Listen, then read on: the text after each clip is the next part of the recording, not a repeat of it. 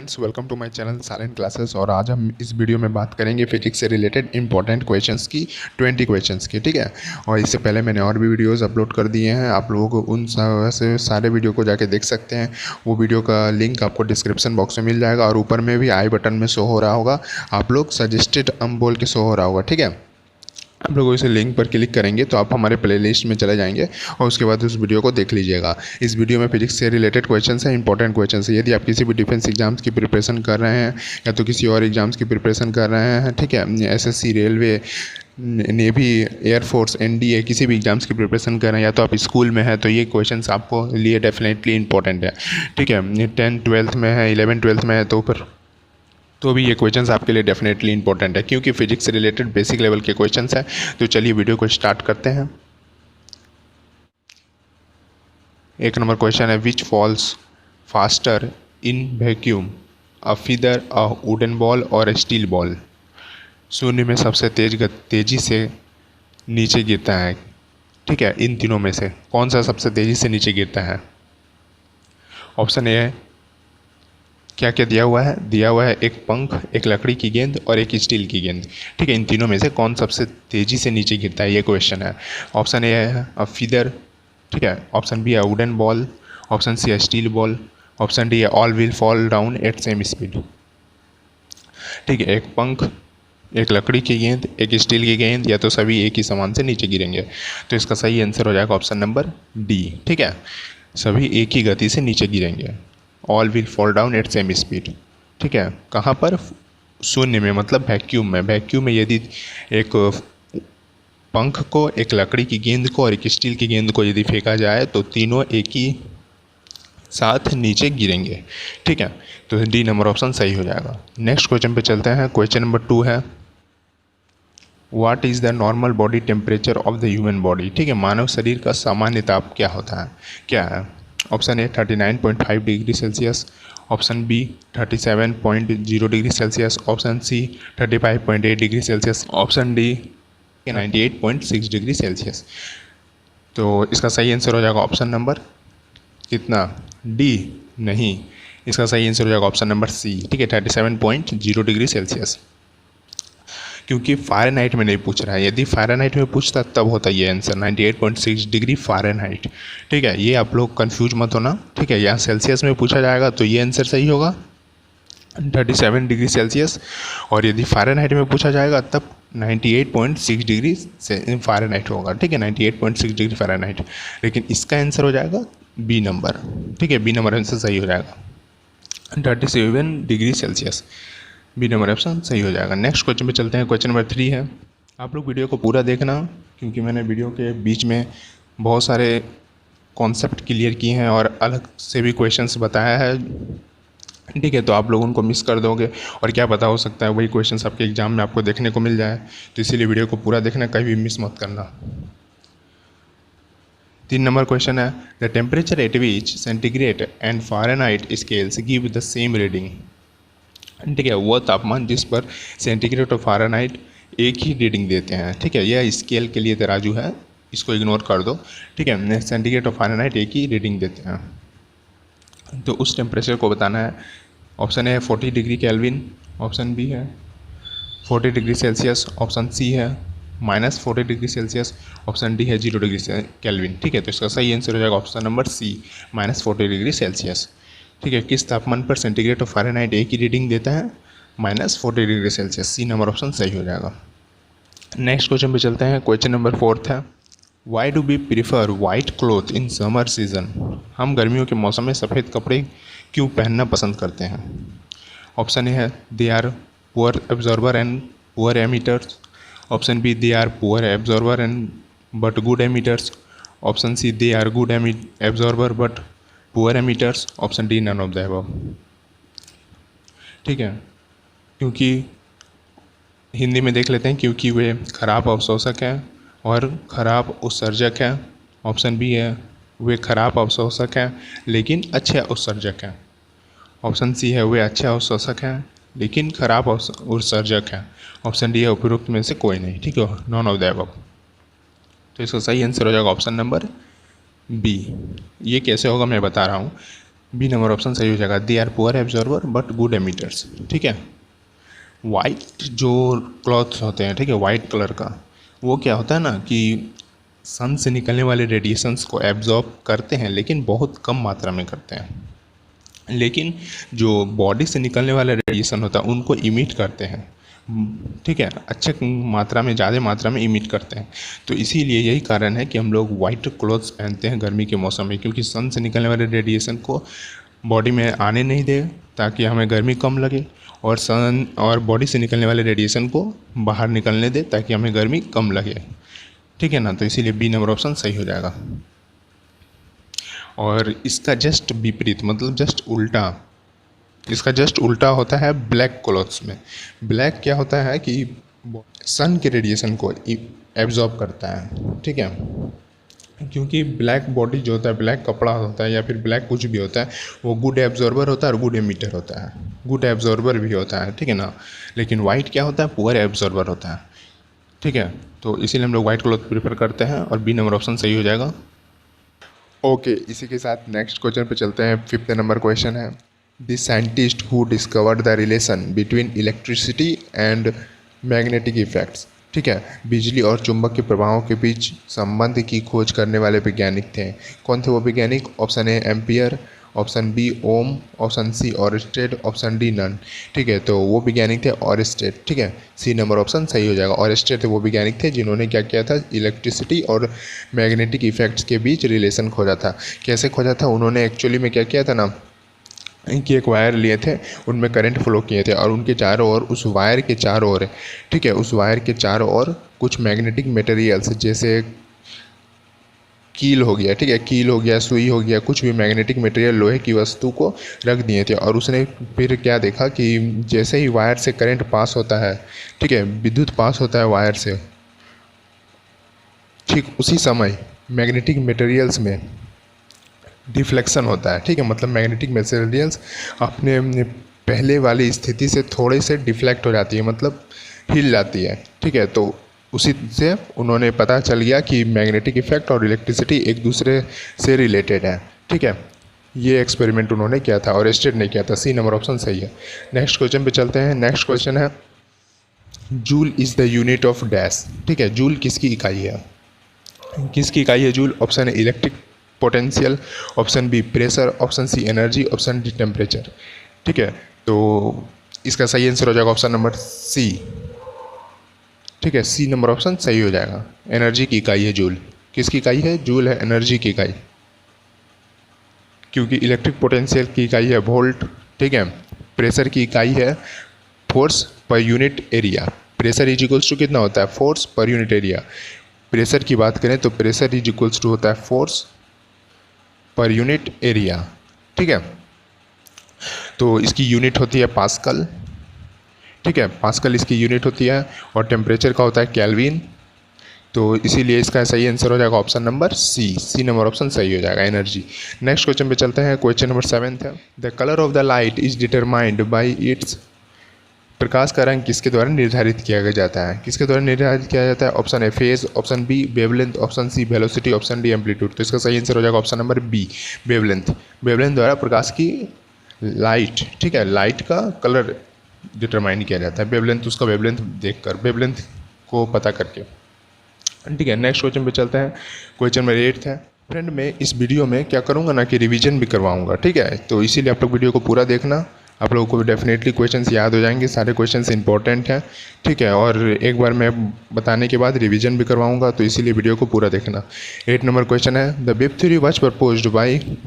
Option A Roman, option B Young, option C Huygens, option D Bohr. ठीक है, तो इसका सही आंसर हो जाएगा ऑप्शन नंबर सी, हाइजन। ठीक है, सिद्धांत वेव सिद्धांत, ठीक है, तरंग सिद्धांत होगा, तरंग मिस प्रिंट हो गया है। ठीक है, तरंग सिद्धांत होगा। तरंग सिद्धांत किसके द्वारा प्रस्तावित किया गया था? ठीक है, तरंग सिद्धांत किया गया था हाइजेंस के द्वारा प्रस्तावित किया गया था। ठीक है, सी नंबर ऑप्शन सही हो जाएगा। ठीक है, हाइजेंस वेव थ्योरी बोलते हैं हम लोग। नेक्स्ट क्वेश्चन पे चलते हैं। क्वेश्चन नंबर 9 है, charge of an electron is. Electron का आवेश होता है, कितना होता है आवेश? ऑप्शन ए है 1.6 × 10⁻⁻⁴ -27, इसका मतलब होता है 10 टू द पावर, ठीक है, -27 कूलम। ऑप्शन बी है 1.6 into 10 to the power -10 coulomb. Option C है 1.6 into 10 to the -19 coulomb. Option D है नो चार्ज। ठीक है, इलेक्ट्रॉन पे होता है एक्चुअली में नेगेटिव चार्ज, ठीक है, तो इसीलिए इसका सही आंसर हो जाएगा ऑप्शन नंबर सी। लेकिन 1.6 इंटू 10 टू द -19 कूलम होता है, लेकिन चूंकि यहाँ पर ऑप्शन में कहीं नेगेटिव नहीं है, ठीक है, तो इसीलिए ये ऑप्शन सही हो जाएगा। लेकिन 1.6 इंटू 10 टू -19 कूलम होता है एक्चुअली में इलेक्ट्रॉन का चार्ज। कितना होता है? -1.6 into 10 to the power -19 coulomb, ठीक है, तो इसीलिए सी नंबर ऑप्शन सही हो जाएगा। लेकिन प्रोटॉन का चार्ज कितना होता है? प्रोटॉन का चार्ज भी होता है 1.6 into 10 to the power -19 coulomb, और इलेक्ट्रॉन का होता है -1.6 into 10 to the power -19 coulomb. चूँकि यहाँ किसी भी ऑप्शन में माइनस नहीं है, ठीक है ना, तो इसीलिए सी नंबर ऑप्शन सही हो जाएगा। लेकिन एक्चुअली में इलेक्ट्रॉन का चार्ज होता है -1.6 into 10 to the power -19 coulomb, और प्रोटॉन का होता है 1.6 into 10 to the power -19 coulomb, ठीक है। अब मास की बात करें यदि, तो मास इलेक्ट्रॉन का होता है 9.1 into 10 to the power -31 kg। ये आप लोगों को याद रखना है थोड़ा, ये मैंने क्वेश्चन में लिखा नहीं, जैसे कि मैंने वीडियो के पहले भी कहा था कि मैं अलग अलग क्वेश्चन बीच में ही बताता रहता हूँ, तो आप लोग वीडियो को स्किप नहीं कीजिएगा। यदि आपने स्किप कर देता तो ये वीडियो शायद ही आपको पता नहीं चलता, ये क्वेश्चंस, ठीक है ना, ये क्वेश्चंस आप मिस कर देते हैं। तो इसीलिए मैं बता रहा हूँ कि इलेक्ट्रॉन का जो मास होता है वो होता है 9.1 into 10 to the power -31 kg, ठीक है, और प्रोटॉन का मास होता है 1.6 into 10 to the power -27 kg, ये होता है प्रोटॉन का मास, ठीक है। तो इसी के साथ चलते हैं नेक्स्ट क्वेश्चन पे। नेक्स्ट क्वेश्चन है हमारा 10th number, the coefficient of reflectivity, ठीक है, of a perfect body is, एक पूर्ण काले शरीर का परावर्तकता का गुणांक है। कितना गुणांक? ऑप्शन ए है इन्फानाइट, ऑप्शन बी है 1, ऑप्शन सी है 0, ऑप्शन डी है from 0 to 1। Coefficient of reflectivity ये क्या है, इसको समझते हैं, ठीक है। एक परफेक्ट ब्लैक बॉडी में क्या होता है ना कि जो भी रेडिएशन कहीं से भी, चाहे वो कोई बल्ब से हो या तो सन से हो, कोई भी रेडिएशन उस परफेक्ट ब्लैक बॉडी पे जब भी गिरती है तो परफेक्ट ब्लैक बॉडी क्या करते हैं कि वो एब्जॉर्ब कर लेती है सारे रेडिएशंस को, ठीक है, हल्का सा भी रेडिएशन को रिफ्लेक्ट नहीं करती है। रिफ्लेक्शन क्या होता है? रिफ्लेक्शन कुछ इस तरह से होता है, ये देखिए, ये एक सरफेस है, उसके बाद ये रे ऑफ लाइट आई, उसके बाद यहाँ से रिफ्लेक्ट कर गई, ठीक है, उसके बाद ये एक ठो होता है परपेंडिकुलर, ये रे ऑफ इंसिडेंट है, ये रे ऑफ रिफ्लेक्शन है, ठीक है ना, रे ऑफ रिफ्लेक्शन है। इधर एंगल होता है थीटा, और यही एंगल जो इधर होता है वही एंगल इधर भी होता है थीटा, ठीक है।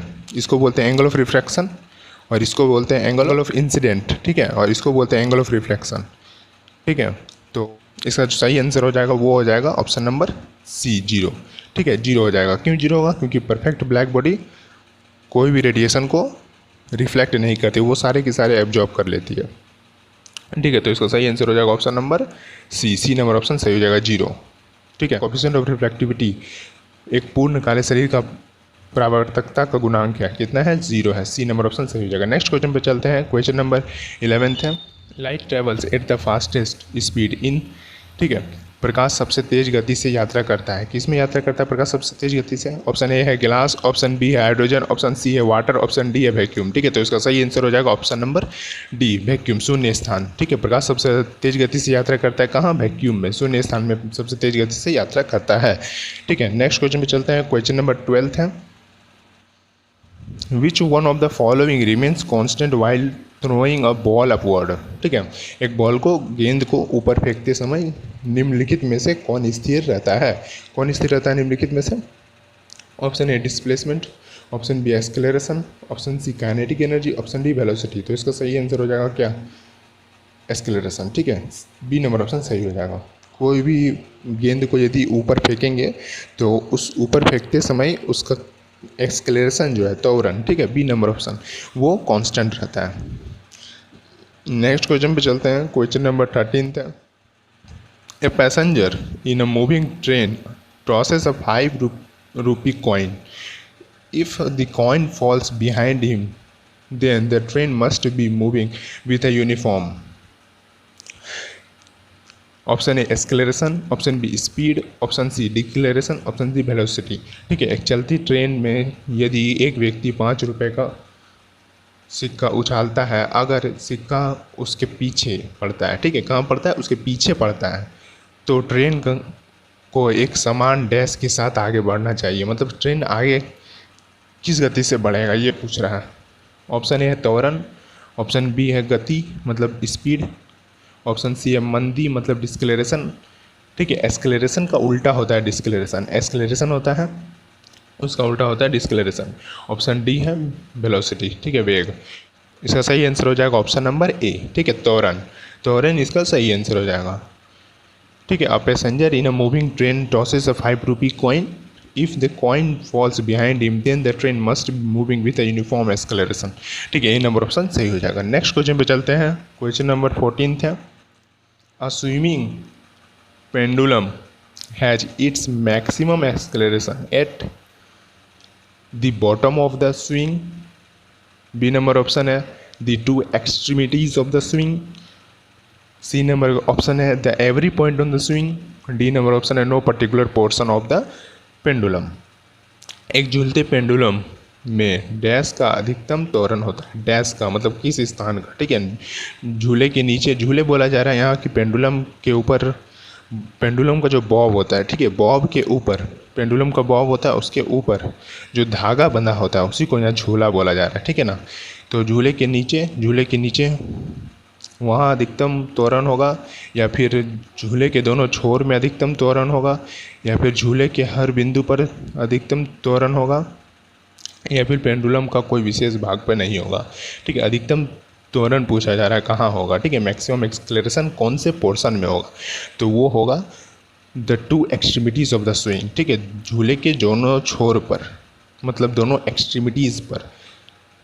ठीक है, ये एक्सट्रीमिटीज़ है। ठीक है, इस पोर्शन पे और इस पोर्शन पे यहाँ पर मैक्सिमम एक्सक्लेरेशन होगा दोनों छोर पर।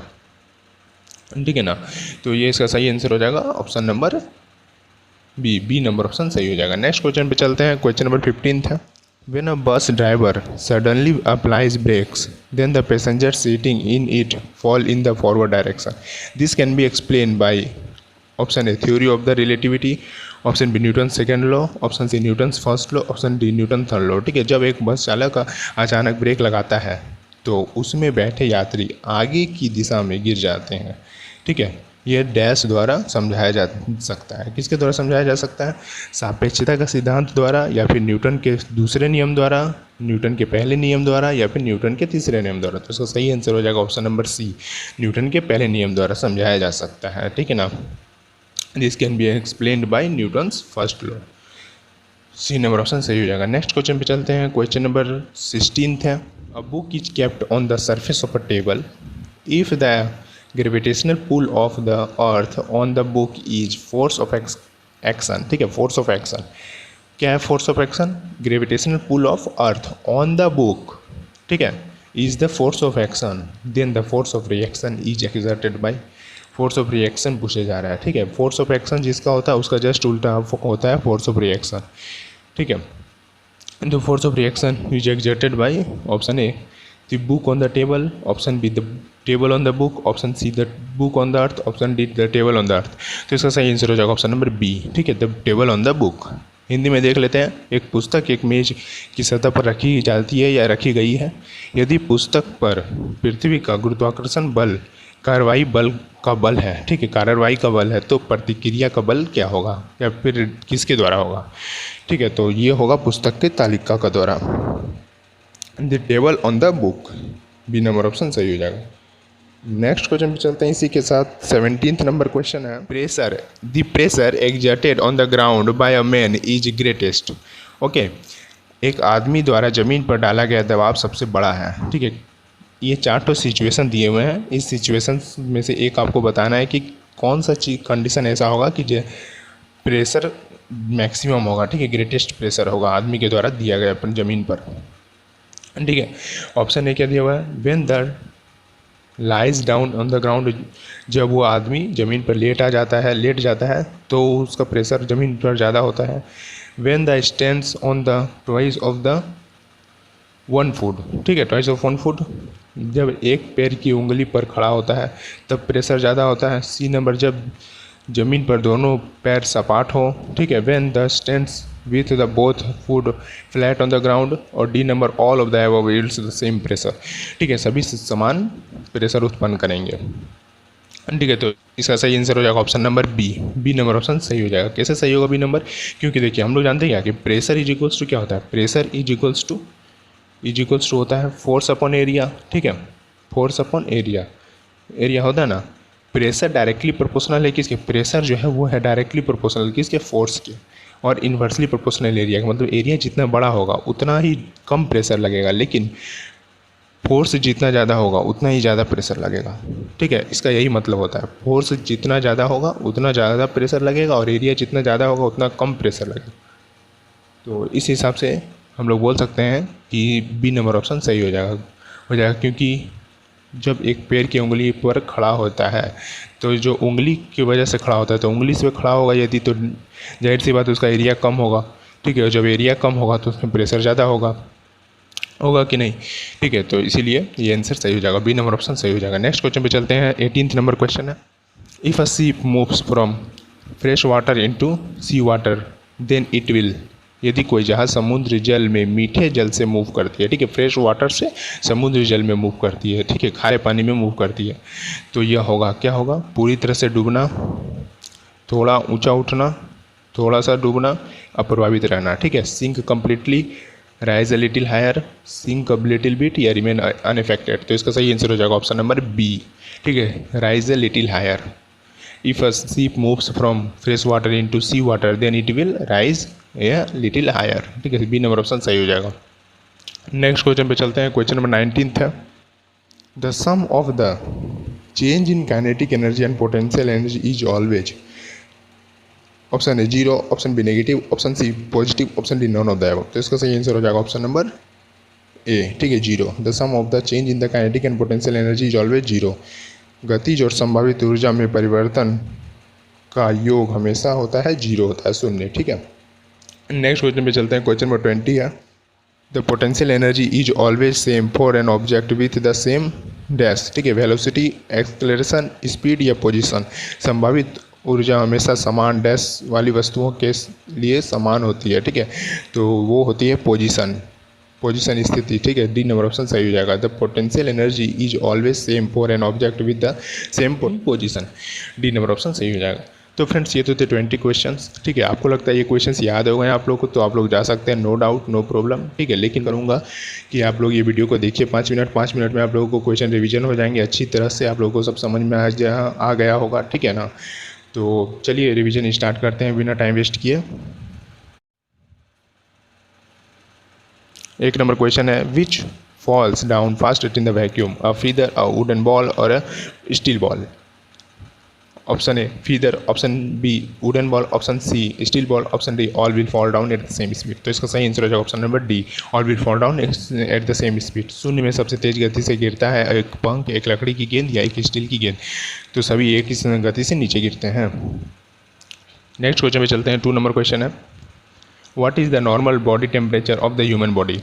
तो normal body temperature human body का होता है 37 डिग्री सेल्सियस, ठीक है, बी नंबर। मानव शरीर का सामान्य ताप कितना है, तो 37 डिग्री सेल्सियस है, ठीक है। और फ़ारेनहाइट में पूछेगा तो 98.6 फ़ारेनहाइट, ठीक है, और सेल्सियस में 37.0 Celsius degree Celsius, B number option सही हो जाएगा। नेक्स्ट क्वेश्चन पे चलते हैं। 3 नंबर क्वेश्चन है, the temperature at which the centigrade and Fahrenheit scales give the same reading, ठीक है, वो तापमान जिस पर सेंटीग्रेड और फ़ारेनहाइट एक ही रीडिंग देता है, तो वो है -40 डिग्री सेल्सियस, ठीक है, -40 degree Celsius, C number option सही हो जाएगा। नेक्स्ट क्वेश्चन पे चलते हैं। क्वेश्चन नंबर 4 है, why do we prefer white cloth in the summer season, ठीक है, हम गर्मियों में के मौसम में सफ़ेद कपड़े क्यों पहनना पसंद करते हैं। तो क्यों पहनना पसंद करते हैं, क्योंकि वे खराब अवशोषक हैं लेकिन अच्छे अवसर्जक हैं, ठीक है, because they are poor absorber but good emitters, B number option सही हो जाएगा। नेक्स्ट क्वेश्चन पे चलते हैं। क्वेश्चन नंबर 5 है, this scientist to discover the relation between the electricity and the magnetic effects. बिजली और चुंबकीय प्रभावों के बीच संबंध की खोज करने वाले वैज्ञानिक थे, कौन थे, तो वो थे ऑयस्टर, ठीक है, सी नंबर ऑप्शन सही हो जाएगा। सी नंबर ऑप्शन सही हो जाएगा। नेक्स्ट क्वेश्चन पे चलते हैं। 6 नंबर क्वेश्चन है, joule is the unit of dash. Joule किसकी इकाई है? तो वो है एनर्जी की इकाई। ठीक है, जूल किसकी इकाई है? एनर्जी की। नेक्स्ट क्वेश्चन पे चलते हैं। क्वेश्चन नंबर 7 है, the colour of the light is determined by it's wavelength. ठीक है, प्रकाश का रंग किसके द्वारा निर्धारित किया जाता है? वेवलेंथ के द्वारा, तरंग दैर्ध्य के द्वारा निर्धारित किया जाता है। नेक्स्ट क्वेश्चन पे चलते हैं। 8 नंबर क्वेश्चन है, the wave theory was proposed by Huygens. ठीक है, हाइजन से वेव थ्योरी हम लोग बोलते हैं। ठीक है, तरंग सिद्धांत किसके द्वारा प्रतिपादित किया गया है? हाइजन के द्वारा। सी नंबर ऑप्शन सही हो जाएगा। नेक्स्ट क्वेश्चन पे चलते हैं। 9 नंबर क्वेश्चन है, the charge of an electron is -1.6 × 10⁻19 coulomb. ठीक है, सी नंबर ऑप्शन सही हो जाएगा। एक इलेक्ट्रॉन का आवेश होता है 1.6 × 10⁻19 कूलम। माइनस इसके साथ होता तो और भी अच्छा होता, लेकिन चूंकि ऑप्शन में माइनस नहीं है इसीलिए हमने इस ऑप्शन को चुना। ठीक है ना, और ये आंसर सही है, सी नंबर ऑप्शन सही है। नेक्स्ट क्वेश्चन पे चलते हैं। 10 नंबर क्वेश्चन है, the coefficient of reflectivity of a perfect black body is 0। ठीक है, एक पूर्ण काले शरीर का परावर्तक गुणांक क्या होता है? 0 होता है। सी नंबर ऑप्शन सही हो जाएगा। नेक्स्ट क्वेश्चन पे चलते हैं। 11 नंबर क्वेश्चन है, light travels at the fastest speed in vacuum. ठीक है, प्रकाश सबसे तेज गति से यात्रा करती है। कहाँ यात्रा करती है? शून्य स्थान में। शून्य स्थान में प्रकाश सबसे तेज गति से यात्रा करती है। नेक्स्ट क्वेश्चन पे चलते हैं। क्वेश्चन नंबर 12 है, which one of the following remains constant while throwing a ball upward. ठीक है, गेंद को ऊपर फेंकते समय निम्नलिखित में से कौन स्थिर रहता है, कौन कांस्टेंट रहता है? तो वो रहता है एक्सक्लेरेशन। बी नंबर ऑप्शन सही हो जाएगा। ठीक है, त्वरण जो है वो कांस्टेंट रहता है प्रकाश गेंद को ऊपर फेंकते समय। नेक्स्ट क्वेश्चन पे चलते हैं। क्वेश्चन नंबर 13 है, a passenger in moving train tosses a 5 rupee coin. If the coin falls behind him, then the train must be moving with a uniform acceleration. ठीक है, एक चलती ट्रेन में यदि एक यात्री 5 रुपये के कॉइन सिक्के को पीछे उछालता है, ठीक है, तो अगर सिक्का उसके पीछे पड़ता है तो ट्रेन एक समान त्वरण के साथ आगे बढ़ना चाहिए। ठीक है, त्वरण के साथ आगे बढ़ता होगा या फिर आगे बढ़ना चाहिए। ए नंबर ऑप्शन सही हो जाएगा। नेक्स्ट क्वेश्चन पे चलते हैं। क्वेश्चन नंबर 14 है, a swinging pendulum has its maximum acceleration at the 2 extremities of the swing. ठीक है, एक झूलते पेंडुलम में झूले के दोनों छोर पर का अधिकतम त्वरण होता है। झूले के दोनों छोर का अधिकतम त्वरण होता है। ठीक है, बी नंबर ऑप्शन सही हो जाएगा। नेक्स्ट क्वेश्चन पे चलते हैं। क्वेश्चन नंबर 15 है। 15th नंबर क्वेश्चन है, when a bus driver suddenly applies brakes, then the passenger sitting in it falls in the forward direction. This can be explained by Newton's first law. ठीक है, ठीक है, तो हिंदी में देख लेते हैं एक बार। जब एक बस चालक अचानक ब्रेक लगाता है तो उसमें बैठे यात्री आगे की ओर गिर जाते हैं। ठीक है ना, तो वो किसके द्वारा समझाया जा सकता है? वो समझाया जाता है न्यूटन के पहले नियम द्वारा। सी नंबर ऑप्शन सही हो जाएगा। नेक्स्ट क्वेश्चन पे चलते हैं। 16th नंबर क्वेश्चन है, a book is kept on the surface of the table. If the gravitational pull of the earth on the table is a force of action, then the force of reaction is exerted by the table on the book.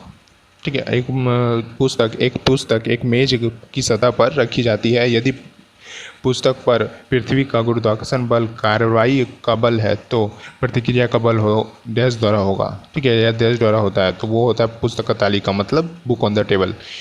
ठीक है, B number option सही हो जाएगा। Next question पे चलते हैं। Question number 17 है, the pressure exerted on the ground by a man is greatest. ठीक है, एक आदमी द्वारा ज़मीन पर डाला गया दबाव सबसे बड़ा है। सबसे बड़ा दबाव होता है कब सबसे बड़ा होता है? जब एक पैर की उंगलियों पर खड़ा होता है। ठीक है, जब एक पैर की उंगलियों पर खड़ा होता है। बी नंबर ऑप्शन सही हो जाएगा। When the stands on the toys of the one food. B number option सही हो जाएगा। नेक्स्ट क्वेश्चन पे चलते हैं। क्वेश्चन नंबर 18 है, if a ship moves from fresh water into sea water then it will rise a little higher. यदि कोई जहाज समुद्र जल में मीठे पानी से चलता है, ठीक है, तो वह होगा क्या होगा? थोड़ा सा ऊंचा उठेगा। ठीक है, थोड़ा सा ऊपर उठ जाएगा। नेक्स्ट क्वेश्चन पे चलते हैं। 19th नंबर क्वेश्चन है, the sum of the change in the kinetic energy and the potential energy is always zero. ठीक है, गतिज और संभावित ऊर्जा का परिवर्तन का योग हमेशा शून्य होता है। नेक्स्ट क्वेश्चन पे चलते हैं। क्वेश्चन 20 नंबर क्वेश्चन है, the potential energy is always the same for an object with the same position. ठीक है, संभावित ऊर्जा हमेशा समान स्थिति वाली वस्तुओं के लिए समान होती है। ठीक है, समान स्थिति वाली वस्तुओं के लिए समान होती है। तो फ्रेंड्स ये तो थे 20 क्वेश्चंस। ठीक है, यदि आप लोगों को वीडियो अच्छा लगा होगा तो एक लाइक कर दीजिएगा, और जो भी डिफेंस एग्जाम्स की प्रिपरेशन कर रहे हैं या किसी भी एग्जाम्स की प्रिपरेशन कर रहे हैं, चाहे वो एसएससी हो, रेलवे हो, उनके साथ ये वीडियो शेयर जरूर कीजिएगा। ठीक है ना। और इस चैनल पर पहली बार आए तो चैनल को जल्दी से सब्सक्राइब करके बेल आइकन को प्रेस कर दीजिएगा, क्योंकि हमारे इस चैनल पर आपको इसी तरह के वीडियोज़ देखने को मिलेंगे आगे भी, और जो कि इंपॉर्टेंट क्वेश्चन हैं आपके लिए एग्जाम के लिए डेफिनेटली। तो यार सब्सक्राइब करके बेल आइकन को प्रेस कर ही देना।